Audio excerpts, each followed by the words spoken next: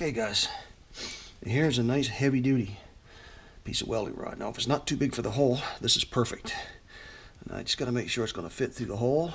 I think it's going to fit a little tight, but if it fits, that's all that matters. Yeah, I think this is going to be perfect. I might need to turn that just a tiny bit more, one way or the other. Forward or backward, not sure. It's always better to go forward than backward, but in this case, I might have to go back just a little. If I turn it tight one more notch, I'll probably do some thread damage. I might have to clean the end up on it a little bit. I do believe that'll actually, let me see. I think my light here and get a better look. What do we got to do? Which way we got to go on her? No, actually we got to tighten her up a little bit. Went the wrong way with her. Just a little bit. That way. See if that'll fit now. It's good enough that I know oops, too far. I know I can tap her in. Let's see, where are we here?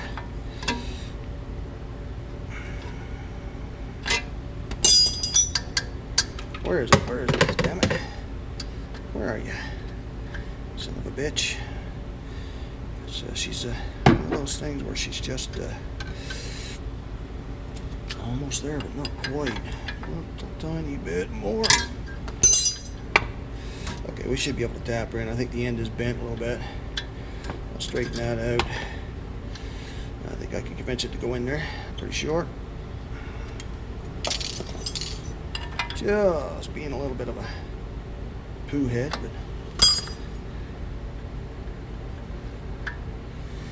just being a little bit of a jackass, you might say. At least I'm on the tightening end of it, which is better than loosening it. I think I can probably tap that through now.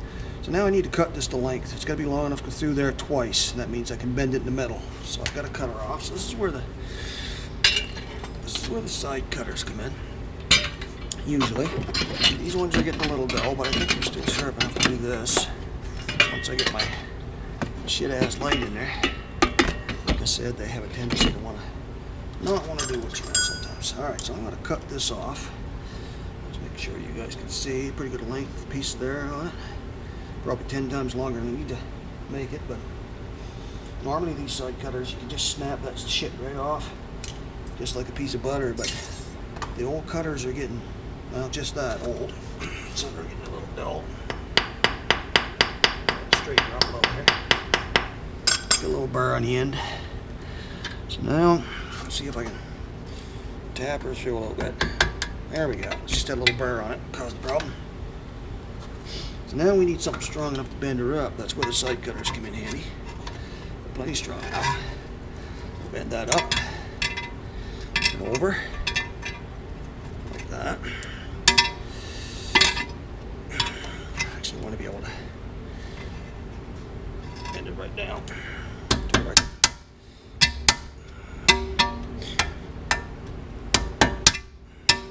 Just being picky, you guys. Being picky. Make sure she's down good. We'll bend this over. Cut her off. Actually, I should try to cut it off before I go any further. See that? That's what I'm talking about with those side cutters. This doesn't have to be bent in any specific way, just in such a way that it can't come out. That's not going anywhere. That nut's not going anywhere. That tie rod's not going anywhere. So essentially, if you jack her up, take all the jacks out, put the wheel back on, tighten it up, and take it out for a nice ride.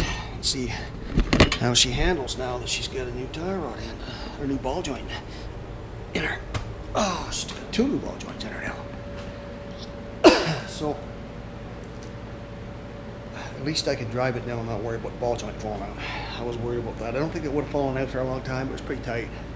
And if they're still playing the steering wheel now, I know there's some other problem. I'll have to identify what it is. But tomorrow I do want to be able to go into Calgary, Sunbridge Mall. I have a PlayStation 4, new one that I got for Christmas. I want to try to see if I can return that and pay the extra and get the PlayStation 4 Pro. Reason being, because I got a new VR headset, which is a PSVR headset, which goes with, I call it I call it a headset. They tell me it's not called a headset. The headset's actually the earphones, which you buy separately. I call it a headset because back in the 90s I bought a cheap one. Well, it wasn't cheap. It was cheap when I bought it because it was already old technology, and I got it at a yard sale for 20 bucks. We'll get into discussing that maybe in the next video. A little bit about VR and about those two helmets, and show you them and show you the differences and explain why I never used the old one and why I got a new one. The reason, I guess I shouldn't, maybe I'll explain then too, but I'll tell you the reason I went to PS4 Pro is because it's got double the processing power, almost double the processing power in terms of GPU, which is a graphical processing unit, or the video card. And I think it's actually got the same amount of RAM. So it should be able to handle the games and the VR experience a whole lot better than what this one does, especially if some new games come out that are more taxing than the ones that are already out. So I guess after having said that, we will get back to the car here. So the ball joint's in place. What I need to do is clean up the mess, put the wheel back on, tighten everything up, and take it for a drive. So the first thing I'm going to do is get my light out of there. Okay, that's fine. Now the second thing I'm going to do is straighten up the steering wheel, because that needs to be straight ahead. So when I back out, I don't run over anything. So I'll put you up here for a second, guys. I'm going to sit you right there just for a minute. Make sure you're not going to fall. Get in here and straighten that wheel up.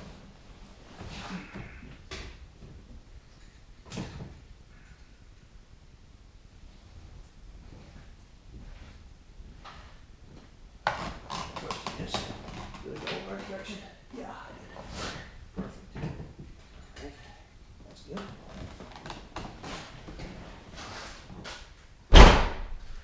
No, I left the keys in the car, guys. Just a little worried about that.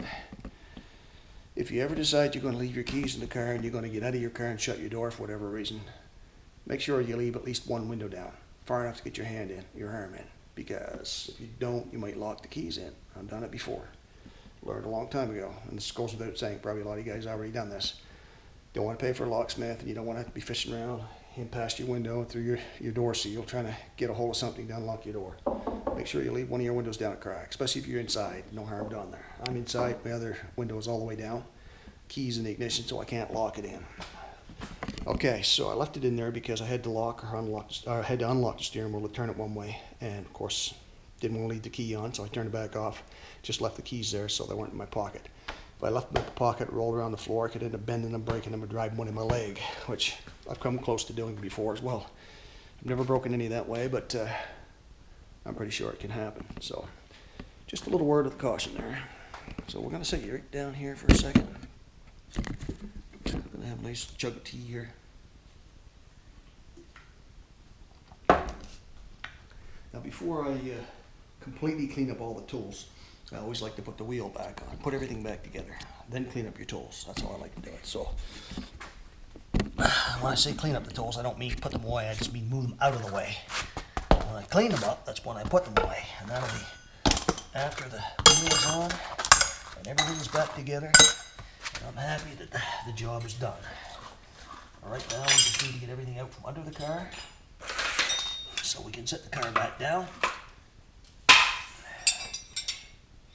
We need to double check to make sure that we didn't forget to put anything back in place. Cleanup comes later. There is a lot of cleanup to be done. Sweeping, etc. Okay, we're going to need to put that in there. I'm just basically taking everything out from underneath the car here that would be a problem. Tools and jacks, etc. Put them all out of the way. Old parts, get them out of the way. Okay, so now what we've got to do, first thing is we need to get this jack out of there. So in order to do that, we need to jack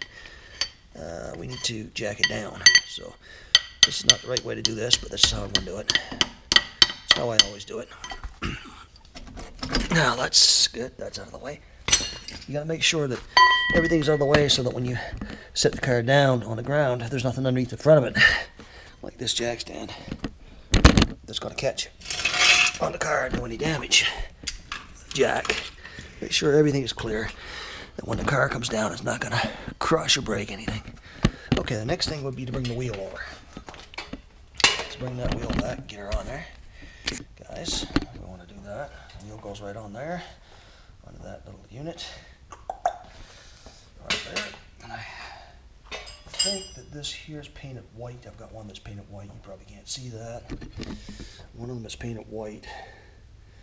The rest are not. And I think that's the small stud. I think the small stud goes, or small nut goes on there. I think that's the reason I did that, so I know where to put it right off the get-go. So grab the wheel, guys, and bring her over. And like I said, the treads are pretty good on this compared to what I thought they would be like. I'm going to check the other side one minute, then I'll know what's going on with that. Now these are nice light wheels. They're some kind of aluminum alloy or something. They're not a steel wheel. That makes them nice and light. Although I still grunt a little bit when I try to put them back up on there because that's just the way I am. Now where's the hole? Can't find the hole. There we go. Alright. So now I just got to put the lug nuts back on. Like I said, this guy here is the weirdo. It's a little strange, but still does the job, right? So we'll put that on the one that's white. So I think that's where it goes. It might be a metric stud, I don't know. Can't imagine a metric stud would fit this because the holes are probably not metric, but the studs go through. Shouldn't be anyway. If it was, I would expect it probably wouldn't fit. Anyway, it don't matter.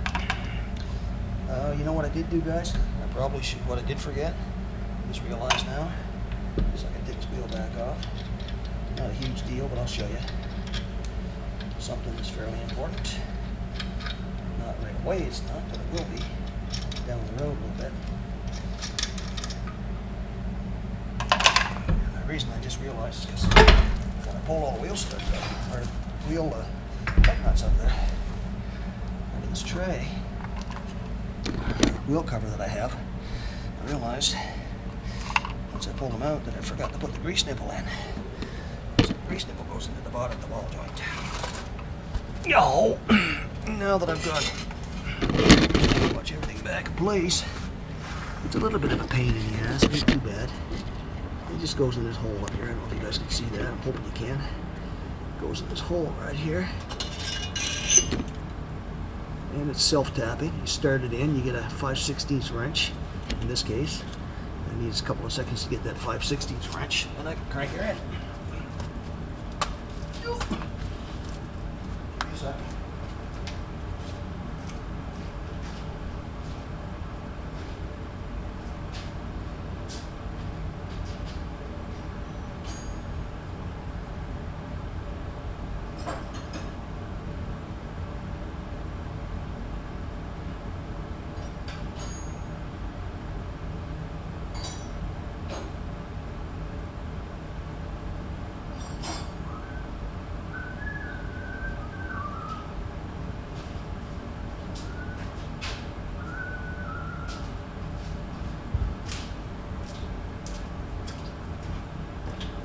Okay, guys, I told you that it's a 5/16.